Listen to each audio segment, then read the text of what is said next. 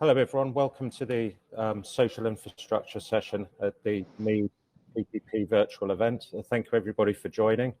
We have an interesting panel it's just about to start now, which will be discussing social infrastructure and PPP. We have two great guests joining me today to talk about this. And if I'd like to introduce the first panelist, it's Mahmoud Al-Koshman, who's the founder and managing partner of Levant Sustainability and PPP Solutions from Jordan. Mahmoud, if you'd like to introduce yourself and just give a little bit of background into what your work is involved in PPP in the past. Thank you, Colin. Hello, everybody. I'm Mahmoud Al-Koshman. I'm currently running my private practice under the name of Sustainability and PPP Solutions. Right before this, I was advisor to the Prime Minister of Jordan and head of the national PPP program in Jordan for about 13 months. And prior to that, for the past 20 years, I've been involved in many PPPs in different capacity, sometimes as a lender representative, sometimes as a developer representative, and sometimes advisor to both. I've been in this field, as I said, for almost 2 decades, covered almost 30 countries. Since the beginning of this year, I have basically put a main focus on green infrastructure, with even more focus on basically PPPs involving the nexus of water, energy, and food, which is becoming a necessity in the world and most importantly in Jordan. So I am pleased to join today to discuss the various topics presented in this session, and I'm delighted to be in this session. Thanks, Colin. Thank you, Mahmoud, and we also welcome Martin Cordwell, who's an executive advisor at GHD. Martin, would you like to just introduce yourself and explain your background in PPPs in the region and also elsewhere? Thank you. Hi, Martin Cordwell, GHD, based in Dubai. So I've been in the region 15 years and total experience of 30 years. My background is same as Mahmoud, very similar in terms of advising government entities, looking at the technical aspects of how they might procure PPPs and get interest from the private sector. In the UK, I was involved in delivering actual PPPs, major infrastructure, social projects, and just making sure that that delivery mechanism, because it's a long-term process, and managing the risk on behalf of the concession company. And also, I spent a lot of time in Europe looking at, again, social infrastructure, big infrastructure projects, working with concession companies, contractors, lenders, technical advisors, and banks. And so thank you very much. Great to meet everybody virtually. Thank you, guys. I think the first place to start is really just to sort of set the scene as where we are in terms of PPPs and social infrastructure at the moment. How it seems to have been given a lot more of a priority by the regional governments over the last 5 years. Possibly because of the lower oil price and budget constraints that we've dealt with. How do you see the pressure to move ahead with PPPs? We've had a few false starts in the past, so how do you feel we sit at the moment in terms of making progress on projects? I know a lot of people talk about this idea of sort of pioneer projects and test projects to get things moving. So if either of you want to start, and we'll start the discussion from there, I think. Okay. Yeah, thank you, Colin. Looking at the region, and obviously I've had the focus on the UAE, and so you imagine with the UAE, there's been a number of PPP which have been released over the years. The first focus has really been in the water and energy sector, and now we're starting to see social infrastructure come through. So you almost a change, and you're right, there's been an impact from COVID. Governments are starting to look at their budgets. The budgets are obviously fiscally, they need to look at alternative sources of funding. And so what's happened is, from my view, and looking at what's, especially in the UAE, we're almost getting that shift away. We still have, the energy market, we still have the water market utilities, which has been quite well established, but it's starting to look at social infrastructure Recently, there have been a number of programs released, which include for schools. I know that at the current moment, actual housing is a typical one, whether it's from a development side or government side. So it's certainly starting to move forward. And yeah, you're right. The sort of focus has changed from those big sort of energy projects into social infrastructure. Yeah, I want to pick it from here. What we noticed that the region has been very busy with PPPs in the past 20 years or so. But in the past couple of years or 3 years, we've seen countries after country regulating the process, basically putting framework laws, detailed policies and procedures and bylaws. And here I want to give a credit maybe to the World Bank, because the World Bank has been leading in many of the countries recipients to the World Bank support, including Jordan. When I was taking care of that basically file in the government, the World Bank has been helping us hand in hand, both the bank and the IFC, in each in different capacity. And we've seen this happening now in Sudan, is happening in Iraq, is happening, Egypt is now picking up big time, Morocco. So I do believe that regulating the process and improving the governance of the process is what we noticed in the past maybe couple of years. Now, the emergence of social infrastructure also basically is very notable. Turkey, for example, led this by developing a massive scheme of hospitals. And then Saudi Arabia followed suit, and now Jordan is preparing several social infrastructure PPPs. Honestly speaking, PPP can apply on any sector. Basically, a relationship between government that is primary responsibility to provide service to its citizen, and a private partner who has the resources, he has the capital, the expertise to deliver it on behalf of the government. So I do believe any government service today that is delivered by the government can be delivered by private sector under proper contract. And one thing I want to stress on here is I think we need the lawyers and the law firms to basically get involved and indulge in developing more and more of different forms of contracts, like basically performance-based contracts for a lot of social infrastructure services, operation and maintenance, highway maintenance, school maintenance, government building maintenance. The other area which I hope it will pick up soon, Jordan now is contemplating that, is municipal PPPs. I think municipal PPPs can make a huge shift in the quality of the service delivered by municipalities. And again, we've seen in many countries, notably Philippines, that has a very strong municipal PPP program. So PPP is for everything. And as more countries are putting regulations in place and cookbooks, I want to say, like Jordan now, it has a complete regulatory framework that allow every government agency to start thinking of PPPs and implement it.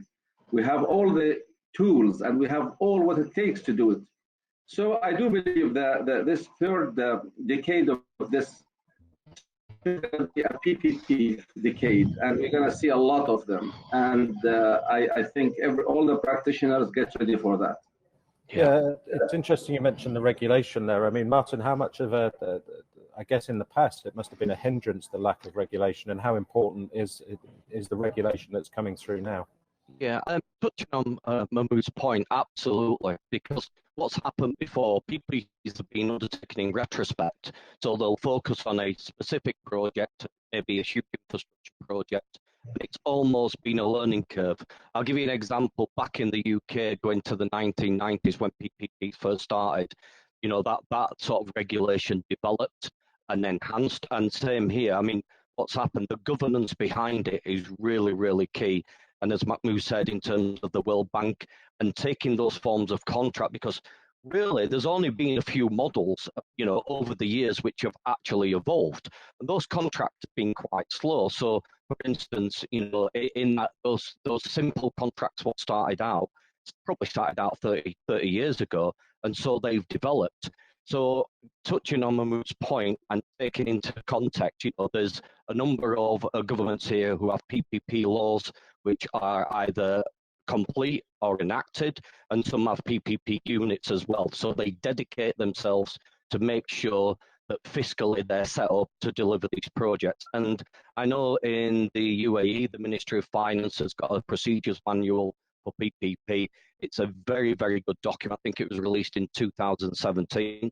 That really goes into the detail of setting the criteria right across the board, right across, let's say, federal and even municipal sector, and can make a difference. But I suppose the key message, Colin, is getting that governance right and making sure it works, because what's happened in the past, sometimes it's not been right. And as with any projects, there's always successes, but ultimately there's also failures as well. And it's building that learning curve in and moving forward. And I suppose finally on what Mahmood said, you know, we're in the third decade of PPPs and they are evolving.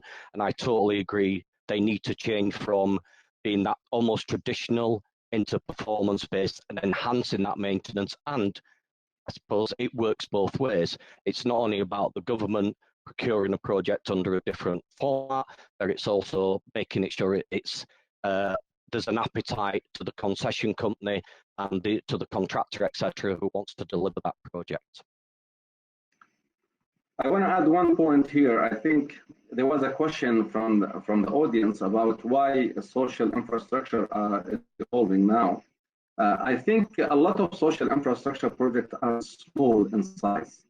And as we all know, the transaction cost is quite hefty. And if we have a transaction with a development cost of 10% or 15%, that is a big hindrance. That's why the big boys, particularly, they focus on a billion plus PPPs. Absolutely. And that's basically, now today, we need to think of a way, light version of PPPs, where you have a standardized contract, standardized information memorandum, standardized financial model, and basically we just replicate and keep repeat and succeed and repeat, succeed and repeat. So we don't want to have the cost of transaction hinder many players to come in. Now, other factors that basically delayed the PPP evolution, I think there was lack of consensus within own governments. We have basically many branches of government are against it. They see it as infringing on social, on national security and things like that, which is not the case, I do believe. The other thing is basically there is lack of awareness among the public sector employees about the importance of PPPs. And there is a need now to run a campaign with basically basic training before you go to the sophisticated one on how important PPPs. The third one also, I think, among the private sector, there are also very few developers who basically invested in capabilities and human resources. Today, we can count them in the region on basically one hand or two hands. That's why today there is an opportunity for tens of developers to enter. Basically, there is a wait and see game between the government, the politicians, the private sector, how we can come. But once basically all of them are synced on a process that's clear, and procurement is so important. PPP process, the procurement process is very sensitive. It has to be clean, transparent from the onset till closing. There is no hunky-punkies here, because it will basically falter simply because lenders won't accept a flowed process. Yeah. Lots of great points there. I think that the first one to go on is that sort of idea of awareness and education. I mean, is that how aware, and that would work both sides. How aware is the private sector of the opportunities that could be available for them? And then on the government side, maybe the PPP unit's aware of how the PPP works, but the individual ministries or municipal bodies that we were discussing might not be aware of how to structure it for themselves. What's that level of awareness and education? Martin, if you want to come in on Yeah. that? Yeah, sure, Colin. I mean, again, the private sector here is pretty keyed up in terms of what's happened in the market, you know, whether it's from the consultant side or the contractor side, etc. And I know that in government, you know, across the UAE, across the GCC, really, there's definitely needs to be more awareness of what PPPs can do, what the benefit they can actually bring to government alike. I mean, it is quite frankly, a two-way street. You know, the government wants to invest, and it's not just about that investment, or it's about that knowledge. It's about managing their risk and, quite frankly, passing some of that risk over. And I think that Mahmoud's right, because in government, I'm sure there's been a number of PPPs launched in this region, quite successfully as well. Going back to the learning curve, but I'm sure it would help in terms of a campaign of actually say, right, we're looking down this track. We need obviously to work together. And, you know, I mean, there's been ideas of looking at forums, of bringing forums together with the private sector and the government sector to see how they can manage that. One point Mahmoud did raise, and I totally agree with it, is in terms of PPP has always been big projects, you know, 1 billion, 2 billion plus, huge projects, lots of resources, takes up lots of time. And it's time for that change to look at smaller projects which can make a difference in social infrastructure, whether it's hospitals, whether it's schools, whether it's social housing. So yeah, we're at the forefront here of certainly a change for, but yeah, Colin, we really do need to have that education filter down and also filter across all our industries as well. I want to add one point, Colin, if I may. Basically, language, we noticed that most of public sector employees, they speak Arabic primarily. And a lot of, or most of the training material are in English or French. Yeah. Basically, delivering PPP training with interpreter is useless. Agree. This is why maybe one effort we've developed in the past 7-8 months, we developed a complete awareness or primary training on PPP in Arabic, almost 600 slides, explaining the process from A to Z and building that on the World Bank guidebook, which is very important. Basically, they understand the risk sharing between developers and government. They understand the process, the commitment, the quality of contract that they basically have to survive multiple government changes and sometimes even regime changes. So language is important. So we need efforts to deliver in the language that is more comprehended by the public sector employees. To jump back then onto the point of the scale of projects, we were discussing the large, going ahead with large schemes. There's been several very big schemes that have not managed to proceed in the past, but more recently, thinking about Abu Dhabi, it's been things like street lighting, which have passed under the radar for a lot of people. How have they got over that transaction cost percentage that Mahmoud mentioned? How have they managed to do that, and will that be an issue going forward? Well, look, every first transaction will be costly. That's why, for example, in Jordan, there is a project 15 schools, which is small in number. And IFC is a transaction advisor with the EBRD, two basically heavyweight, institutions. Now, the cost is high, but what's the value here? All the document prepared will become templates for the following schemes.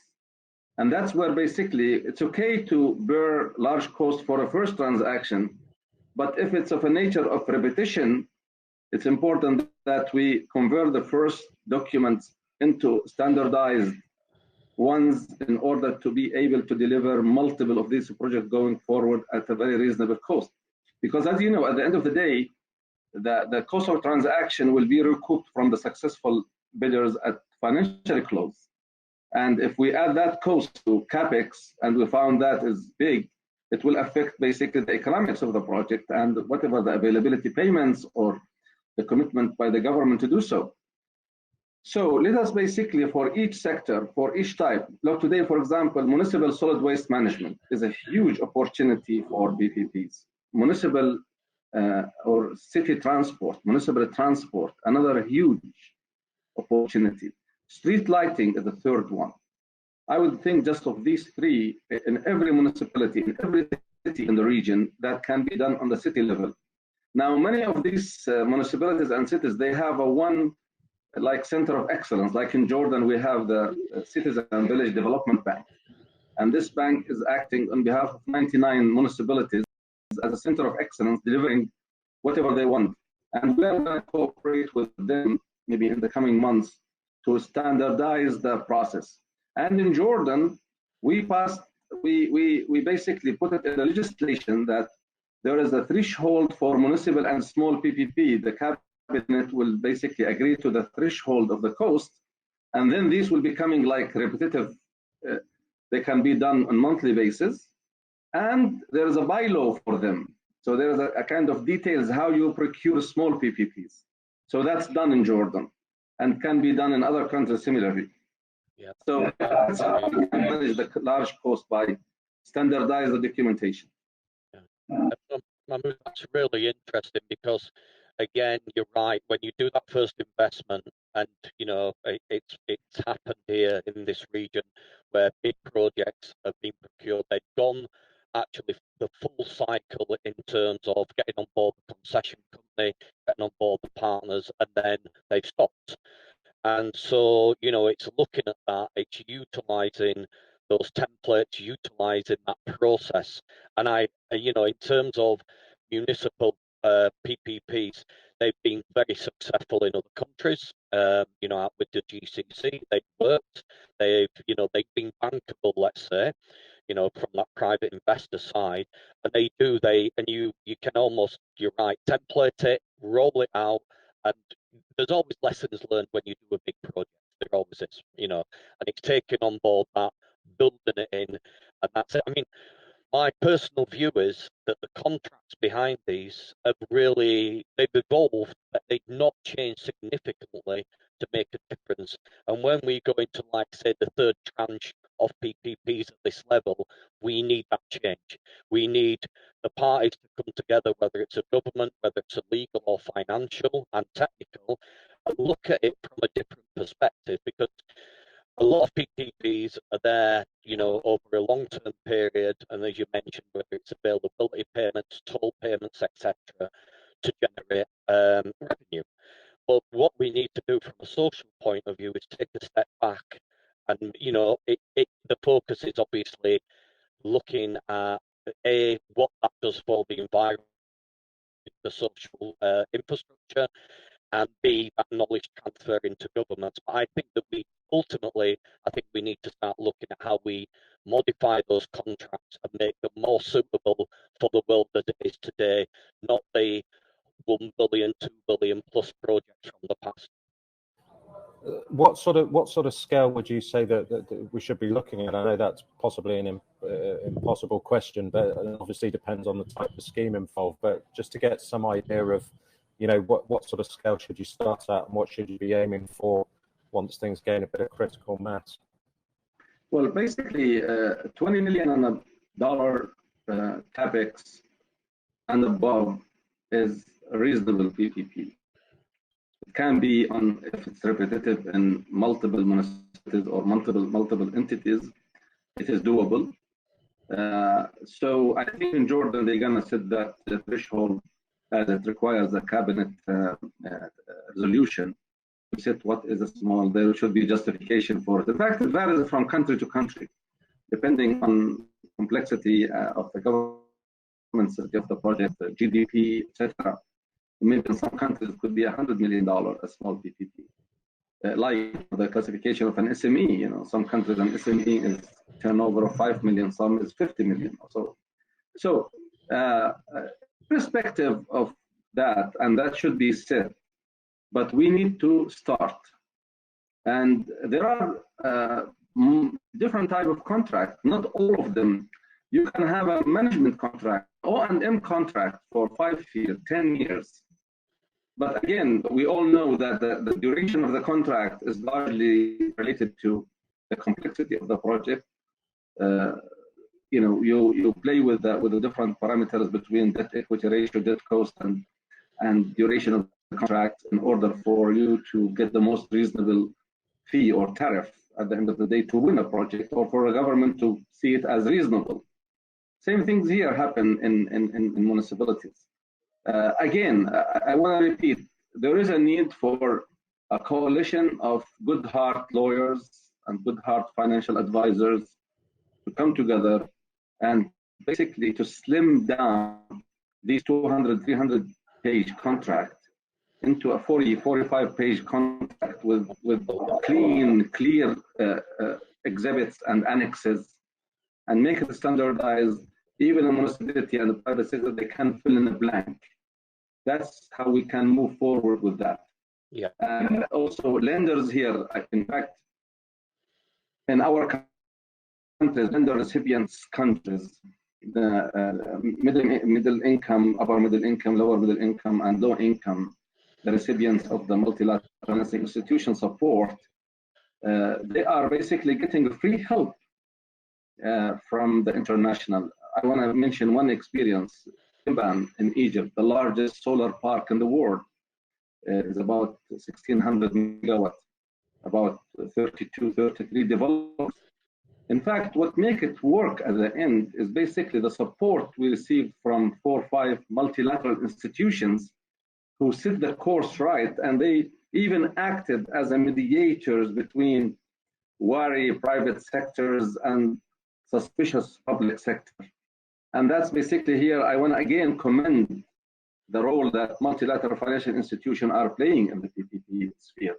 Not to mention the knowledge hub they have, the PPIAF and the knowledge hub of the World Bank, and these are huge resources. I want to say it, all material, all resources that needed for any country, any ministry, any person who want to learn PPP is online. Yeah, nothing is yeah.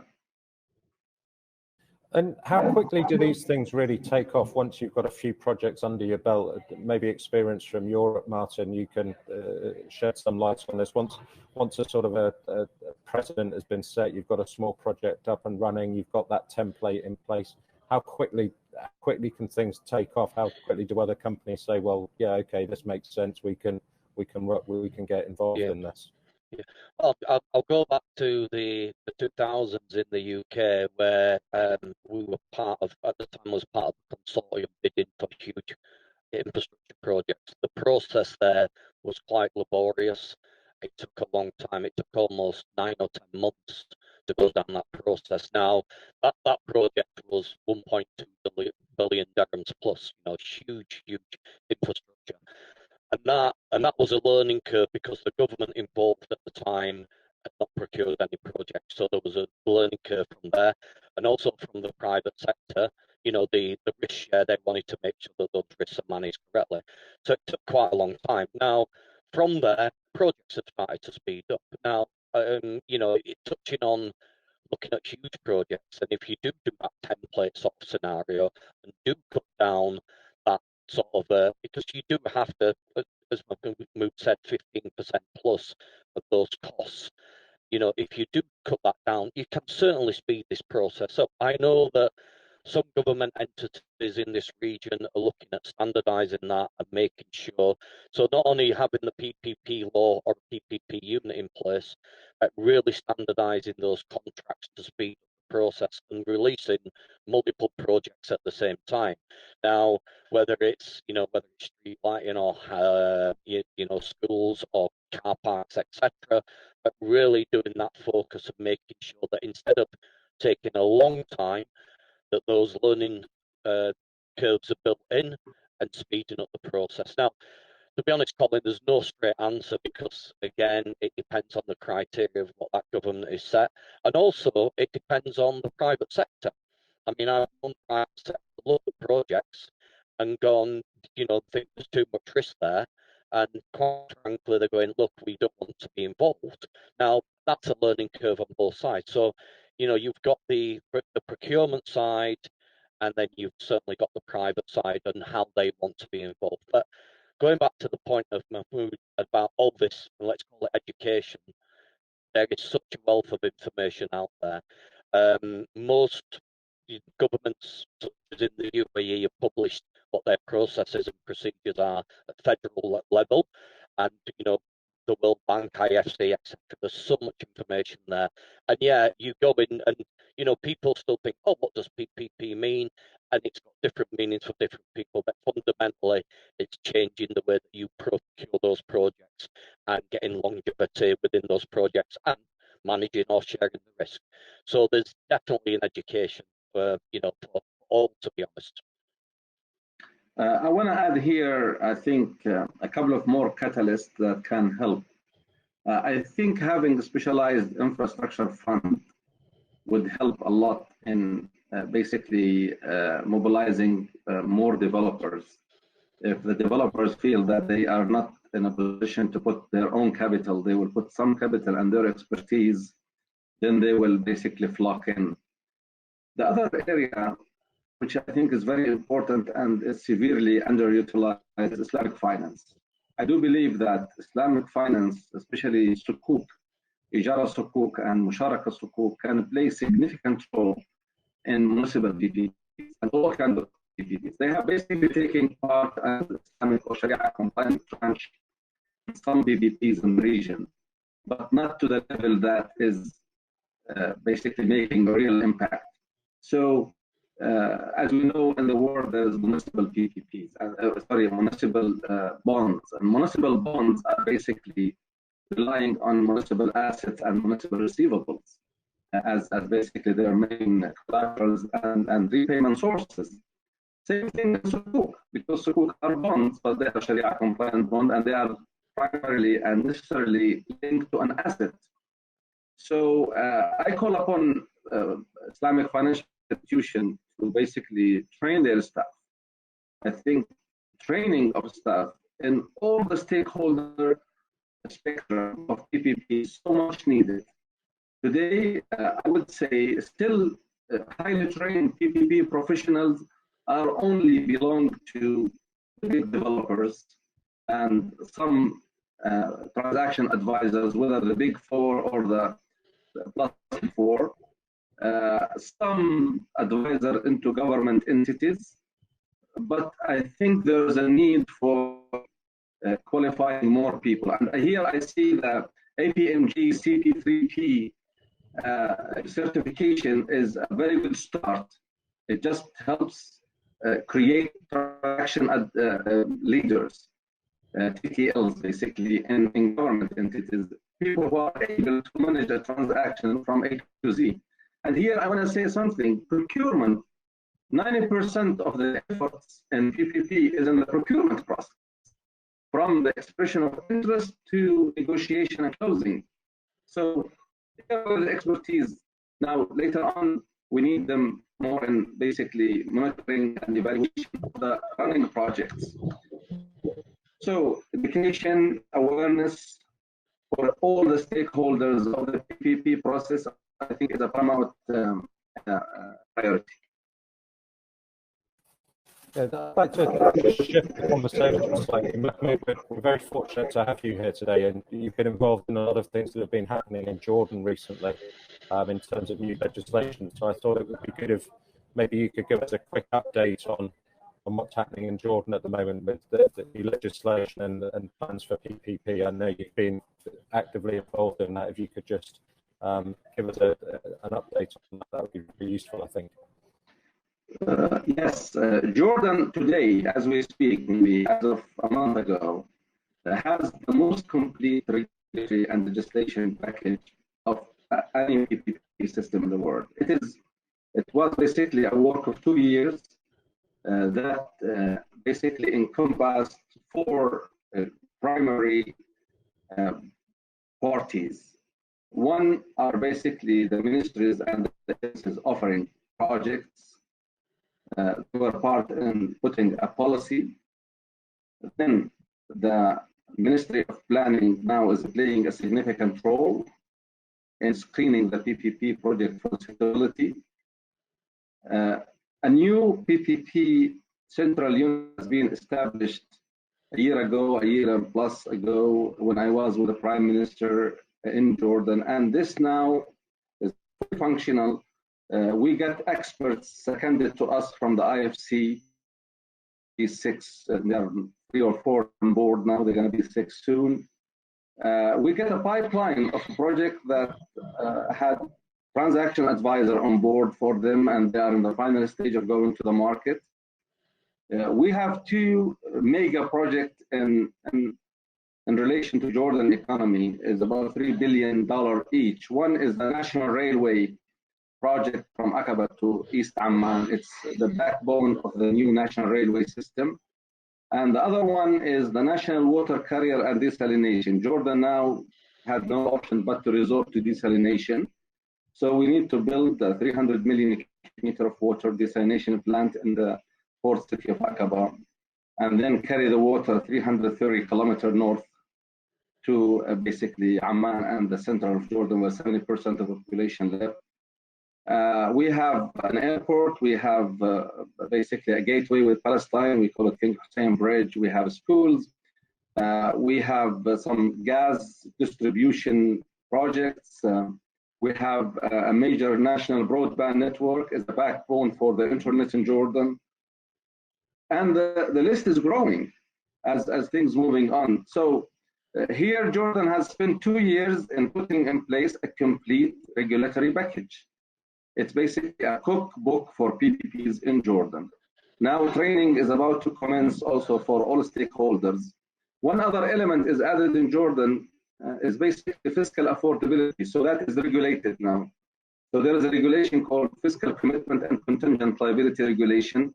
This regulation makes sure that before a project goes out to the market, the Ministry of Finance is approving it.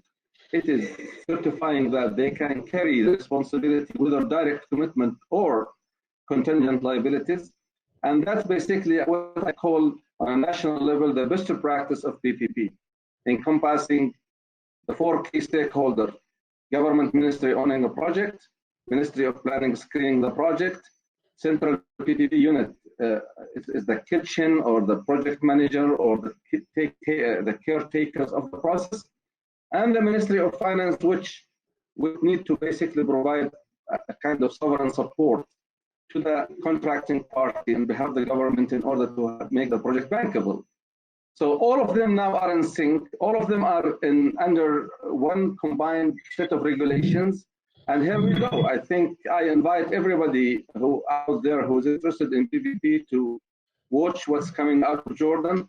I think the pipeline is growing by the day. Martin, have you had much experience in Jordan? I think you'd mentioned that you had looked at projects there in the past. Yeah, I was in Jordan about 5 years ago, one of the projects that Mahmoud mentioned. And again, that project was really sort of in its infancy before, you know, that change happened with the PPP law and the PPP unit.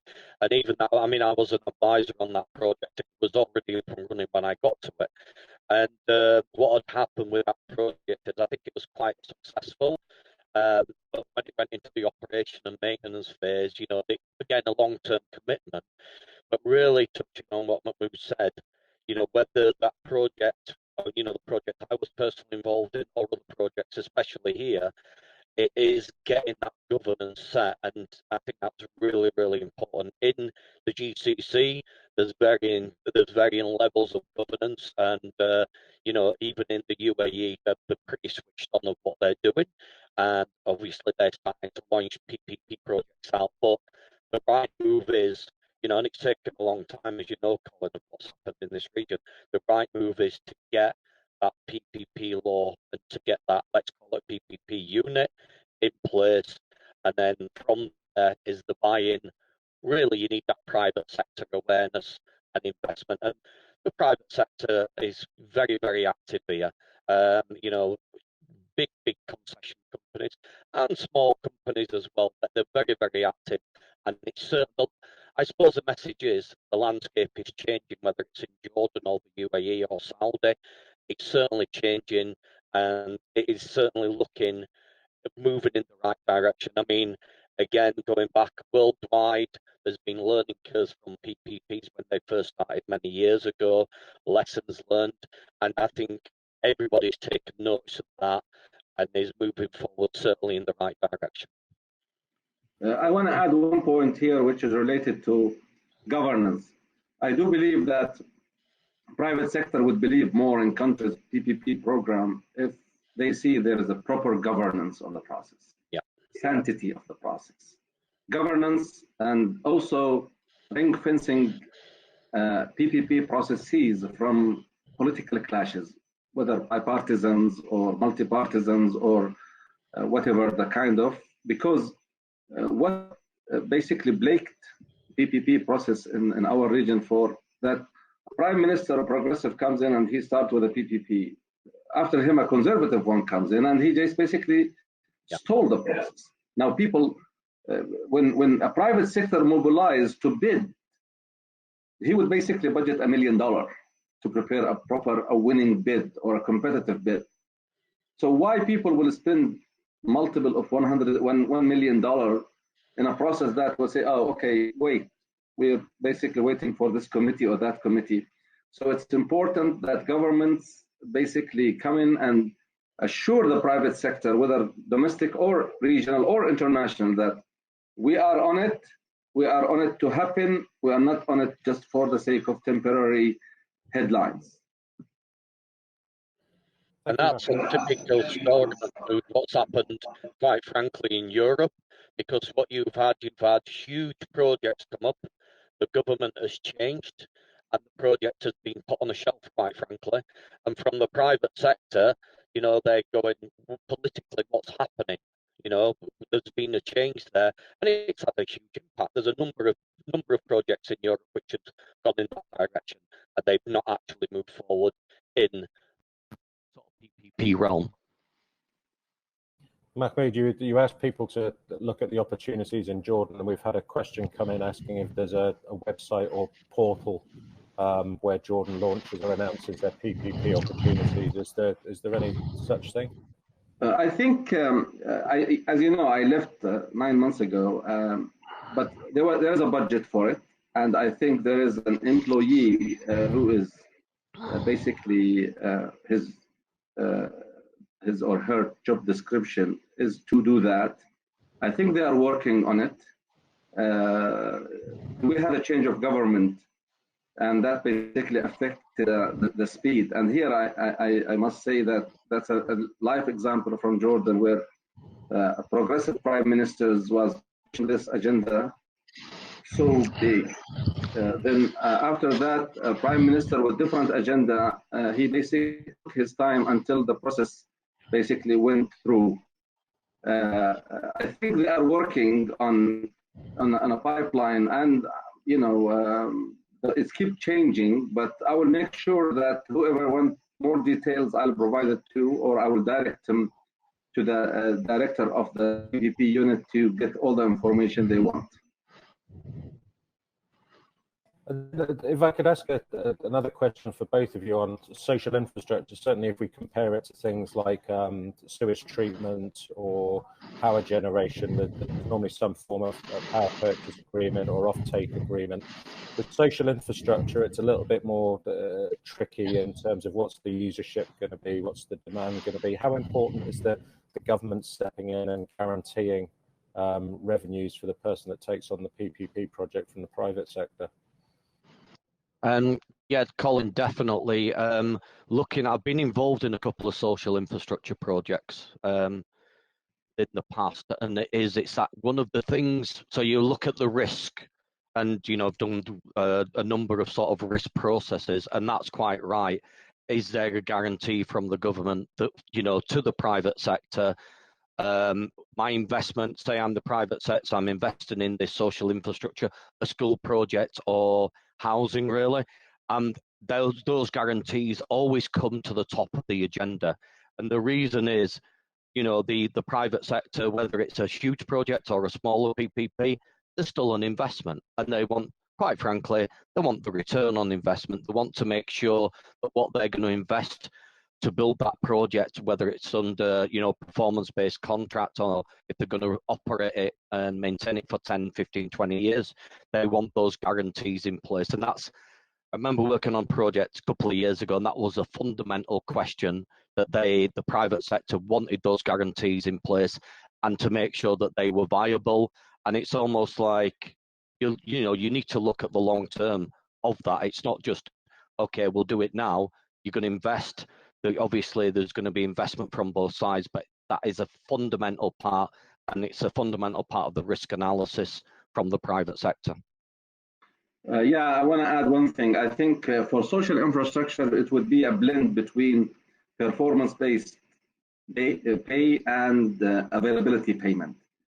So there will be basically a base pay that's basically for certain components, and then they want to give incentives for the private sector to outperform their commitments. And in that case, basically, there will be a performance-based pay. Now, in Jordan, for example, one project that is being prepared now is non-revenue water. Jordan has a big issue with water, and with the very little water resources we have 48% unaccounted for basically at the final tap. Now, they want to structure a contract whereby they give zone by zone, a controlled zone of water distribution to a private developer to basically monitor, enhance, improve, and reduce the water losses or non-revenue water. And they will basically get a portion or good portion of that as their incentive.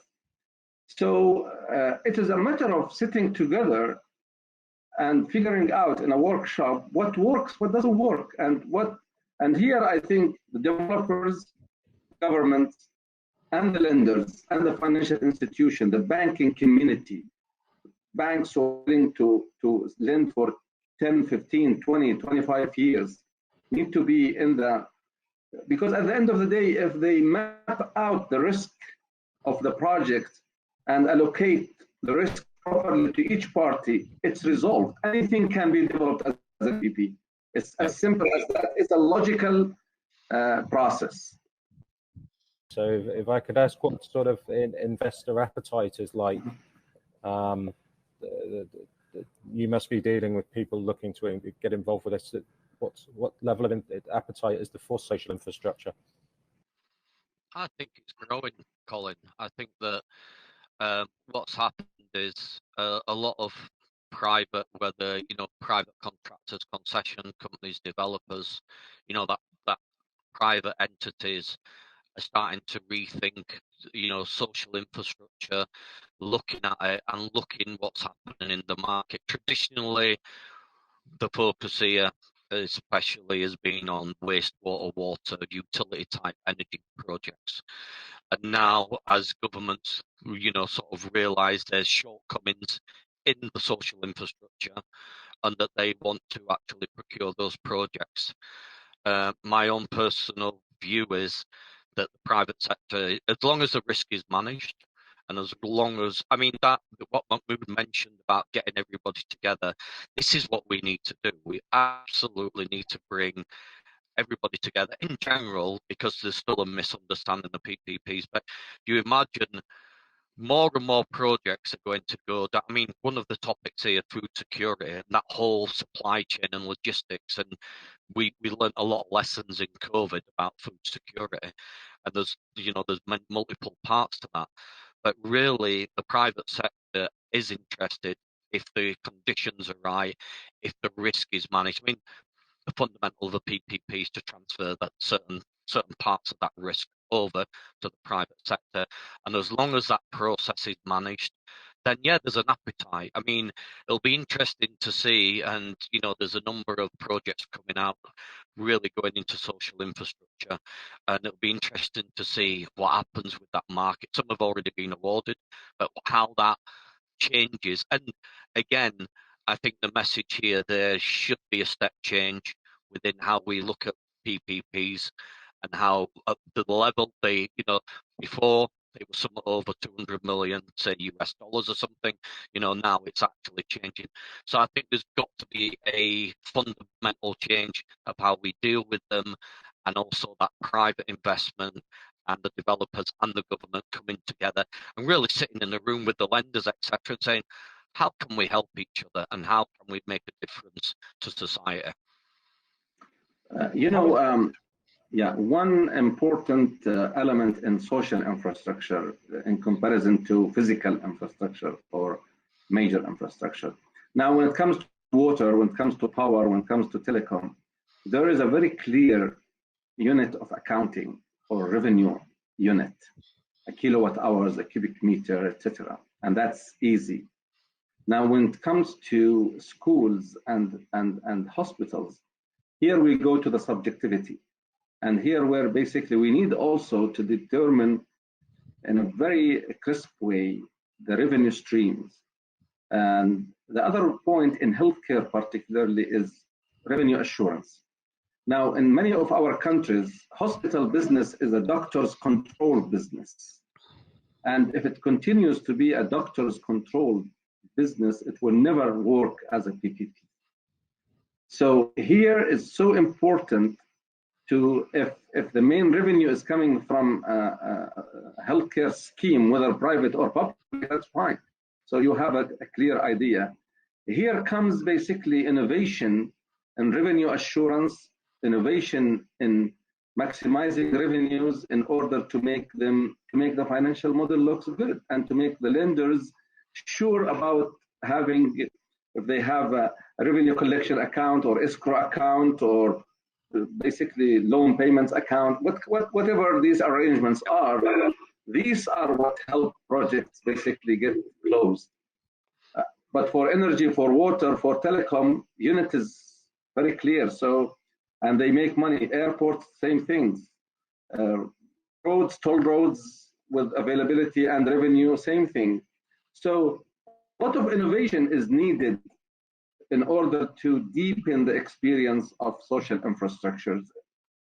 From the contract, basically design of the contract, till putting revenue assurance mechanisms in the operation of the PPP.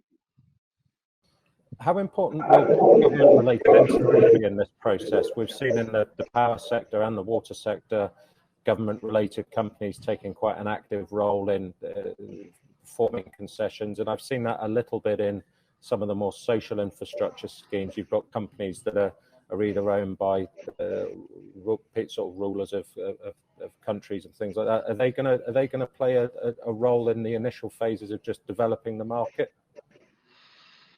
In this region, that's already happened. So there's been, let's say, government entities who have invested in infrastructure, looking mainly in the water sector, but those sort of big funds have invested, and obviously they're getting a return on it. But it's definitely gonna, it's definitely gonna change, because as this is not just about the private sector. It's about what each party get from this, and what difference that makes to a municipality, a country, or a region. And really, that is starting to come together. But you imagine that investment, I mean, ultimately a PPP to a certain extent is that private entity bringing their knowledge transfer, managing their risk, bringing that in. But sometimes to start those projects, you do need that sort of government fund, if you want to call it that, and how that's managed into social and other infrastructure projects. But I think that's going to become more and more common within the region. It's certainly already happened here, but it's going to become more and more common, Colin. Today, if you look at the landscape, maybe in 1 minute, of the big developers, you will find them either companies that heavily backed by sovereign wealth fund of their nations. Absolutely. Yeah. Or European developers who gained the experience during the 90s privatization process of public utilities in Europe. So those are the two groups that are capturing. You add to them the Japanese and Korean buying houses and major players who have mountains of cash, they want to spend it. Now we need a new generation of developers. Now, if you see some big family offices in the GCC, they've established development arm, but they did not succeed. They have a mixed fortune. Now we need to see a new generation of developers that are coming from within the countries of the projects, and who are willing to learn first, and then to understand risk, and then to move on. As we all know, we have the dilemma of a contractor becomes a developers and then build a project and then be accused of transferring prices. And that's basically a common case. Lenders also, they basically shed light on it. So now we need pension funds to collaborate with investment group with knowledge in order to utilize the pension money in better return than a a bank deposit. And as we know, you can consider a PPP guaranteed by a state, a sovereign state, as good as basically government papers with maybe triple the return. So look at that, and from that angle. So money is guaranteed by the government, but you get a triple return. What you need to do is a little bit of complex work. That's it. So we need a new generation of developers. And I know some of them now are looking for help here and there, how to become developers. And I do believe, I'm very optimistic about the PPP in the third decade, and we look forward maybe to taking part on any of these activities. Thank you. We're running out of time. Are there any final comments either of you would want to make before we wrap up? Yeah, I just, again, it's really good to have a peer like Mahmood on the call, because we're totally aligned and totally in agreement that things do change and need to change for the better. I mean, really, we've gone through this cycle. We've gone through this cycle in other parts of the world. We've gone through cycles here of how PPPs have come together, some being successful, some not so successful. And I think the fundamental question, or the fundamental way forward, is A, change the way that those contracts are managed and make them more simpler. And that's from the government side, the technical, financial, legal side. And B, we're definitely going to go away from those energy projects, those big infrastructure, into social infrastructure. And if we do get that right, because you're right, Mahmood, about tariffs, etc., it's a unit cost, a unit rate, and we get away from that and focus on what the benefits are, the ultimate end user, whether it's citizens of the country, residents of the country, then fundamentally this will work and will certainly go in the right direction. Yeah, I want to say one important maybe recommendation. I think government should make long-term commitment to PPP beyond the cycles. We've seen in many countries, when oil prices are down, they jump to PPPs and they just call upon private sector. Yeah. When oil prices rebound and they become in the 80s and 90s, they say, "Oh, we don't need you." That doesn't work. Basically, you have to. Today, after COVID, I think every country has a squeezed fiscal space or non-fiscal space. So PPP becomes a necessity, and respecting private sector is very important, and giving them the due respect they deserve to take part in building their nations. Even the international developer, when an international developer comes from overseas and sit with you for 25 years and put their capitals and bear with your ups and downs, then that basically must be commendable. So government commitment, long-term commitment, irrevocable commitment is what will make PPP basically flourish in the region. Mahmood, a pleasure. Thank you so Same much. Here, a pleasure, and we look forward to another session together. Absolutely. Thank you so much, and great to speak. Thank you, everybody. Okay. You have Thank a good day. Everybody. Thank you. Bye-bye. Bye. Bye-bye.